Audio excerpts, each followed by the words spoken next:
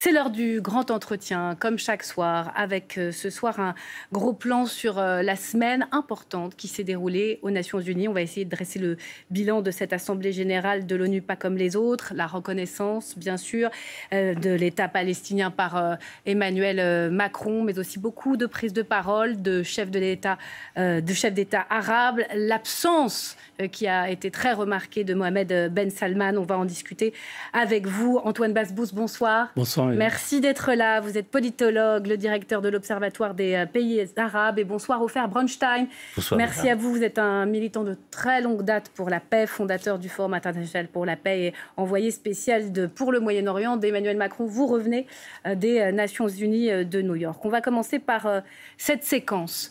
C'est exactement ce qui s'est passé, vous allez le voir, avant même que Benjamin Netanyahou, le Premier ministre israélien, ne prenne la parole. Vous le voyez, on les entend, des huées. Et puis beaucoup de personnes dans la salle qui représentent, vous le savez, les délégations des différents pays des Nations Unies, représentées donc à l'ONU dans cette grande salle mythique de New York, de ce bâtiment de New York, se lèvent, vous le voyez, pour boycotter très clairement le discours du Premier ministre israélien. On va y revenir dans le détail sur le fond, mais sur la forme. Qu'est-ce que ça dit, Antoine Basbous, cette image de l'isolement au banc des nations, le Premier ministre israélien, c'est ce qu'ont voulu dire ces personnes-là, ces différents représentants des Nations Unies en se levant? Oui, tout à fait. C'est l'immense isolement d'Israël. La veille, l'avion de M. Netanyahou n'a pas pu survoler les pays européens. Il a fait 600 km de plus pour pouvoir arriver sans encombre à New York. Donc c'est une première. Il est sous le coup d'un mandat d'arrêt international de la Cour pénale internationale. Voilà, tout à fait. Personne n'allait l'intercepter, sauf que si jamais il y a eu un problème de mécanique pour son avion, il fallait atterrir quelque part. Bref, il a cherché à éviter ça, ce qui montre que théoriquement, l'Europe de l'Ouest, ce sont des pays amis, mais là, en l'occurrence, ce n'est plus le cas. Et donc, il a dû faire 600 km de plus pour arriver à New York. Deuxième chose, cette salle qui se vide à 80%, c'est quand même, ça montre l'isolement. Deuxième chose que j'ai remarqué, c'est M. Netanyahou, sans trop de crédit, a joué un peu au président de la Croix-Rouge dans son discours. On va y venir. C'est-à-dire C'est-à-dire que les Gazaouis sont bien traités, ils sont prévenus pour quitter, ils sont nourris. Alors il que a les images... refusé de nombreuses fois le terme de génocide en expliquant dans quel pays on prévient aux personnes des bombardements de se déplacer avant qu'il Il a comparé ciblé. Un peu Tsahal à l'armée nazie, en quelque sorte, pour glorifier Tsahal en disant elle prévient les victimes pour s'en aller et elle ne les tue pas sans prévenir. En fait, quand on voit les images, ce qu'on voit très peu en France, c'est un exode, c'est une déportation organisée, toutes les infrastructures sont rasées. Il y a comment dirais-je, une pression totale pour chasser les Gazaouis et les pousser vers le Sinaï à la frontière avec l'Égypte. Est-ce que vous reprendriez la formule de nettoyage ethnique ? Écoutez, le résultat sera là dans quelques semaines. On verra s'il reste des Gazaouis à Gaza. En tout cas, il y a une pression totale qui pousse les Gazaouis. D'ailleurs, il s'est revendiqué. C'est revendiqué par le ministre de la Défense, par plusieurs dirigeants, par M. Ben-Gvir, par M. Smotrich. Les ministres de la coalition. Et je voudrais dire une troisième chose, c'est que M. Netanyahou a dit que vos ennemis sont nos ennemis, mais en fait, le problème, c'est que les objectifs d'Israël ne sont pas les mêmes que les objectifs de ses alliés. Donc là, il les amène par une parole habile. Vous parlez des Américains ? Américains, occidentaux, tous les amis historiques d'Israël ne partagent pas la volonté d'Israël de déporter les Palestiniens, de chasser les Gazaouis, d'annexer la Cisjordanie. En revanche, il y a une chose qui est partagée, c'est que l'Iran, qu'il soit remis à sa place, que son hégémonie soit réduite, que son programme nucléaire soit attaqué. Il l'a rappelé d'ailleurs, carte à l'appui. Et ça, je crois que c'est partagé. En revanche, le sort des Palestiniens ne l'est pas. Alors, Ofer Bronstein, vous qui revenez de New York, c'est souvent, il y a du in et il y a du off lors des assemblées générales des Nations Unies. On rencontre les chefs d'État dans des réunions plus discrètes, en bilatéral. Vous allez tout nous dire, parce qu'on a du mal à comprendre comment une solution de cessez-le-feu pourrait avancer ce soir, parce que Benjamin Netanyahou a dit ça. Il faut finir le boulot. Écoutez-le. Nous n'en avons pas terminé. Les vestiges du Hamas demeurent dans la ville de Gaza. Ils ont promis de répéter les atrocités du 7 octobre encore et encore et encore. Peu importe que leurs forces aient été diminuées, c'est la raison pour laquelle Israël doit finir le boulot. C'est la raison pour laquelle nous devons et voulons le faire le plus vite possible. Voilà, et avant d'arriver aux Nations Unies, à New York, Benjamin Netanyahou avait dit qu'il n'y aurait pas d'État palestinien, jamais. Ça veut dire que cette reconnaissance n'a aucun effet et n'a produit aucun effet du côté israélien. Aucun, absolument aucun. Du côté du gouvernement israélien actuel, non. Maintenant, Netanyahou a fait l'éloge de tout ce qu'il a fait dans le Moyen-Orient, en Iran, en Syrie, au Liban. Il a parlé même d'une paix possible, et je pense que c'est possible avec l'Iran, avec le Liban et avec la Syrie. Mais il a oublié de parler d'une seule chose, c'est qu'est-ce qui se passe après la guerre. Et l'éléphant qui est dans la pièce s'appelle les Palestiniens. Il n'y aura pas aucune solution au Moyen-Orient. Il n'y aura pas aucun apaisement au Moyen-Orient. Il n'y aura pas aucune normalisation au Moyen-Orient avec les voisins d'Israël si on ne résout pas le conflit israélo-palestinien. Personne, vous savez, depuis 1 an et demi, on essaie de comprendre du gouvernement Netanyahou qu'est-ce qu'il a l'intention de faire le jour d'après. Qu'il nous donne une proposition. Ils on va venir parce qu'il y a ces mots de Donald Trump qui peuvent un peu surprendre dans ce contexte quand on entend ceux du Premier ministre israélien. Du off, je vais vous en donner. Oui. Et c'est Donald Trump, justement, le off. À part le discours qu'il a fait, qui était un peu pathétique, à mon avis, en expliquant pourquoi l'ONU n'était pas bon. Ça servait à rien. Oui, le discours, pourquoi l'escalator, pourquoi l'escalator, climato-sceptique notamment, l'escalator qui était cassé était un attentat contre lui. Qu'est-ce qu'il se dit sur Israël, Gaza, Israël, Palestine en coulisses?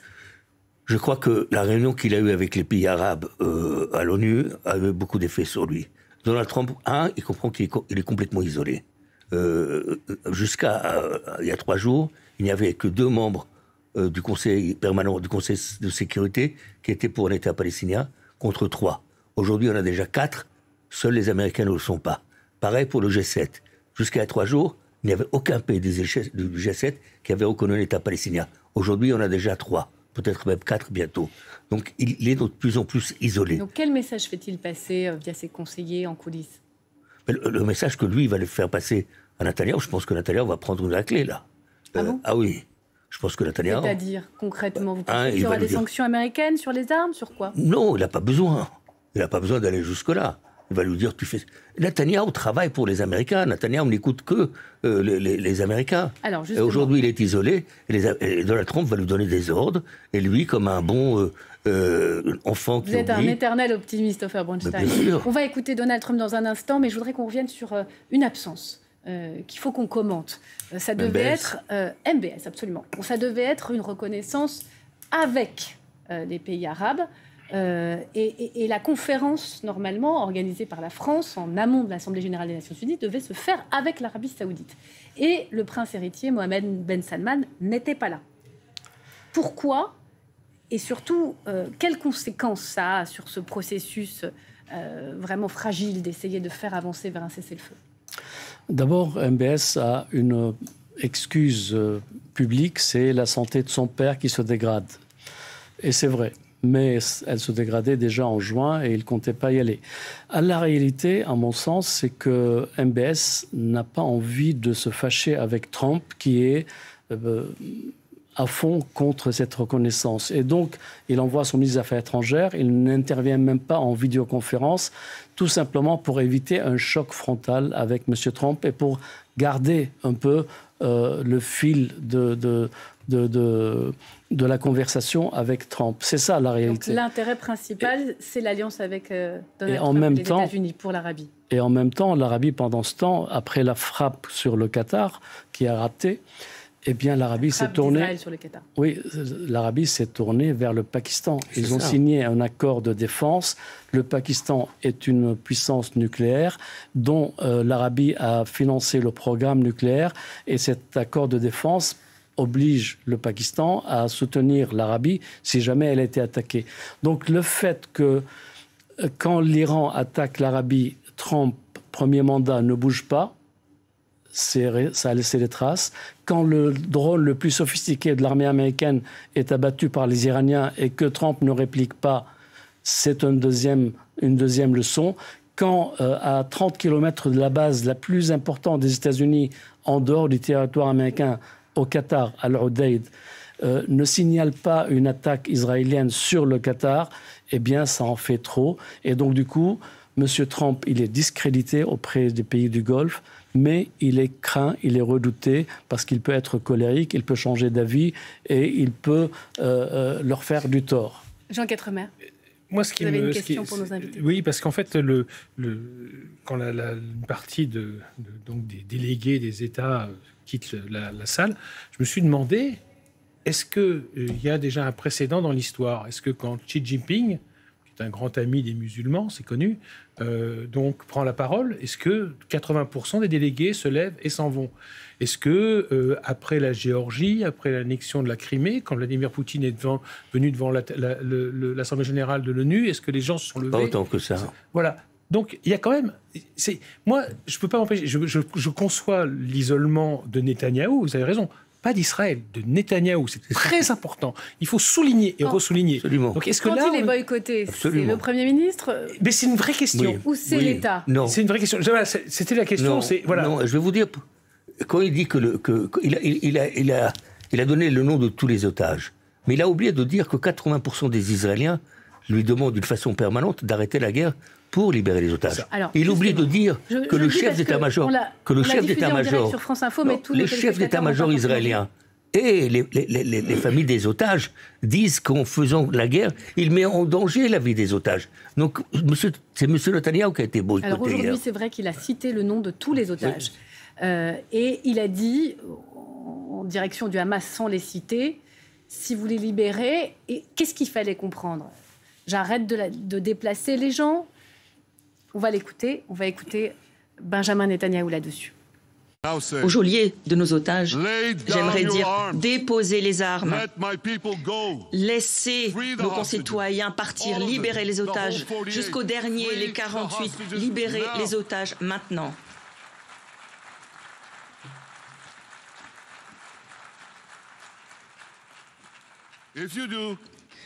Si vous les laissez partir, vous vivrez. Dans le cas contraire, Israël vous chassera.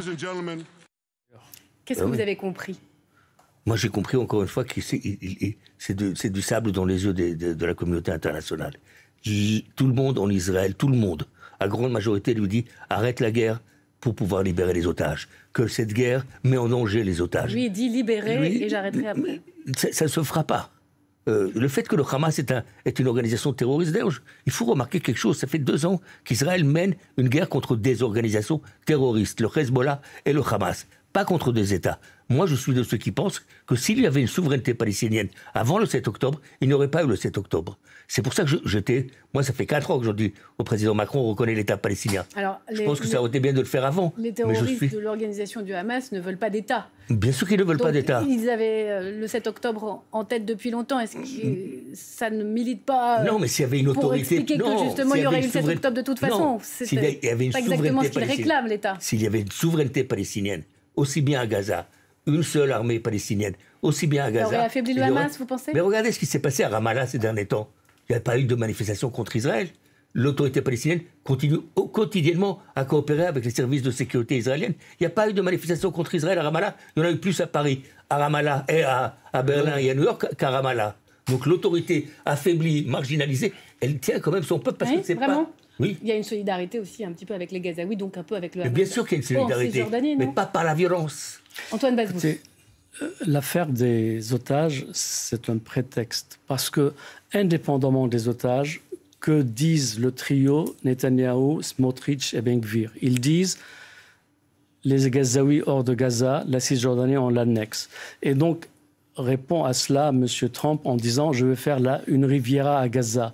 Donc, la négociation sur les otages, M. Netanyahou a envoyé l'aviation pour tuer les négociateurs à Doha, au Qatar, parce qu'il ne veut pas de négociation. Ce qu'il veut, c'est en finir avec les Gazaouis à Gaza, anéantir ceux qui ont permis l'attaque du 7 octobre. Et aujourd'hui, le Hamas, qu'est-ce qui en reste? Il n'y a pas de bataille. Il y a un rouleau compresseur qui avance et qui pousse les gens vers la frontière avec l'Égypte. Mais le Hamas en rôle, le Hamas... Le jeune combattant, même inexpérimenté. C'est le double aujourd'hui de militants. Le Hamas, à vrai dire, ils sont des criminels par rapport aux Palestiniens. Parce que rappelez-vous, en 1988, quand Khomeini, le fondateur de la République islamique, il était en difficulté pour arrêter la guerre et arrêter de perdre, il a signé un accord de cessez-le-feu avec Saddam Hussein en disant « je bois la coupe de poison ».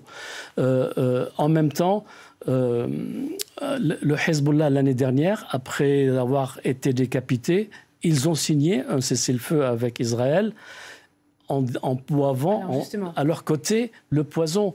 Ils étaient tous là, les chefs d'État des pays arabes, mis à part l'Arabie saoudite. On a vu Ahmed al-Shara, le président syrien. Que j'ai rencontré, ça m'a fait plaisir. Ça fait des décennies, depuis 1960, qu'il n'y a pas eu chef d'État syrien. Il y avait les accords d'Abraham, ces accords de normalisation qui sont à terre aujourd'hui. Il y avait ces cessez-le-feu après les différentes interventions militaires au Liban, etc. Où en sont les pays arabes? Je pense à la Syrie notamment, avec Israël. Est-ce que les liens sont complètement rompus? La Syrie est en position de subir un accord léonin avec Israël parce que la Syrie n'a aucune capacité de se défendre. Après la chute d'Assad, il y a eu plus de 3000 bombardements israéliens sur les bases, les missiles, les casernes. Ils ont tout détruit. Et aujourd'hui, le nouveau régime, il a les barbus d'un côté et surtout, il a une population qui ne croit pas en sa pérennité. Les Druzes, les Alaouites, il y a eu des massacres chez les uns et les autres, et il y a les Kurdes. Donc Israël veut jouer la partition de la Syrie contre les États-Unis qui veulent donner une chance à M. Char parce que M. Trump est, séduit par Shara qui vient des prisons d'Irak. Il a été emprisonné par les Américains dans les années 2000. Et donc, du coup, il y a là un choc entre les objectifs des États-Unis et les objectifs d'Israël pour la Syrie. Et moi, ce que j'ai trouvé intéressant dans cette Assemblée générale, ça a été des discours de pays musulmans qu'on n'entend pas habituellement et qui sont un peu plus loin. Et donc, comme ça, ils sont un peu moins impliqués dans la région. Ils n'ont pas fait la guerre contre Israël, donc c'est quand même assez cool. Et ça a été l'Indonésie, le plus grand pays musulman de la planète, 270 millions d'habitants, qui vient de signer un accord de libre-échange avec l'Union européenne à l'instant. Et le discours de Singapour. C'était deux discours qui étaient passionnants, parce que eux, ils appelaient véritablement à la paix. Ils n'appelaient pas à la capitulation. Ils disaient, il faut une reconnaissance mutuelle. La paix, elle viendra quand la Palestine reconnaîtra Israël et quand Israël reconnaîtra la Palestine. Alors, et ce président indonésien fait une chose encore plus. Il souhaite le nouvel an juif en hébreu. C'est génial. Personne ne l'avait fait. Et il dit encore plus. Ouais. Pour déstabiliser Gaza, je suis prêt à envoyer mes troupes. Donc, que ce soit le plus grand pays musulman au monde qui le fait, c'était exceptionnel. Pour moi, c'était le moment extraordinaire. Ah oui. D'accord avec ça, du boycott. Antoine Basbous. Il n'y a pas à confondre le Hamas et les Palestiniens. Il n'y a pas à confondre Israël et M.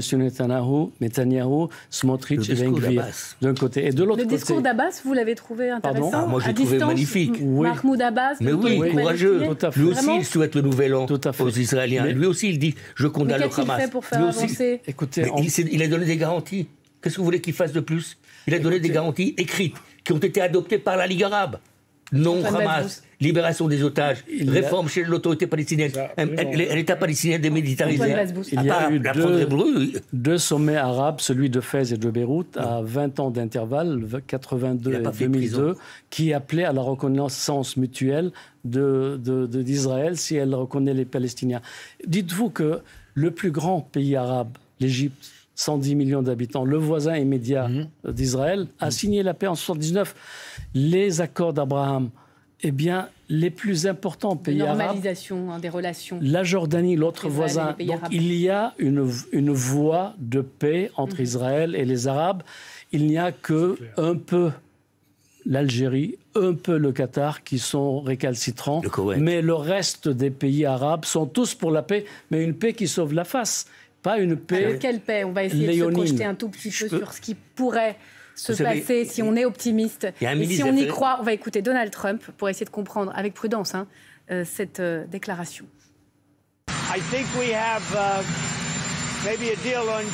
Je crois que nous avons peut-être un accord sur Gaza. Nous sommes très proches d'un accord concernant Gaza. Je crois que cela sera un accord qui pourrait mettre fin à la guerre, que cet accord ramènera les otages chez eux et que cet accord installera la paix. Voilà, il va très loin, un accord qui mettra fin à la guerre et installera la paix. Je crois qu'il a peur que les accords d'Abraham soient détruits. Les leaders arabes l'ont dit. Les Émirats, la semaine dernière, ont dit si vous allez vers l'annexion, nous on arrête nos relations avec Israël. Et lui, il le dit la première fois, et la dernière fois là maintenant, il n'y aura pas d'annexion. Il n'y aura pas d'annexion. Mais qu'est-ce qu'il va faire pour limiter alors? De la Cisjordanie. Oui, parce que l'annexion. Il faut pas. Parce que Netanyahou a dit ma réponse à la déclaration de l'État palestinien, c'est de oui, il a dit si vous reconnaissez, j'annexerai la Cisjordanie. La guerre nucléaire, ça serait l'annexion de la Cisjordanie. En fait, le vrai danger aujourd'hui, c'est moins ce qui se passe à Gaza. Attendez, je ne dis pas que c'est pas grave ce qui se passe à Gaza, mais ce que je dis, c'est que la Cisjordanie, ça c'est quelque chose. 60 000 morts, c'est vrai, dont la moitié de combattants. Il faut quand même le rappeler en permanence, parce que ça, c'est un chiffre qui a... Attention, le temps presse, et je voudrais donner le mot de la fin. Le ministre des Affaires étrangères, l'emblématique ministre des Affaires étrangères israélien, Abba Eban, avait dit une fois, les Palestiniens ne perdent pas une occasion de perdre une occasion. Aujourd'hui, c'est Israël qui ne perd pas une occasion de perdre une occasion. La question, c'est s'il y a cette ligne rouge, si je comprends bien, de tous les acteurs sur la Cisjordanie, quelle est la voie de sortie? Que peut faire Donald Trump? Que va faire Donald Trump pour garantir cette phrase sur la fin de la guerre? Il y a une réunion importante, capitale, lundi, entre Netanyahou et Trump.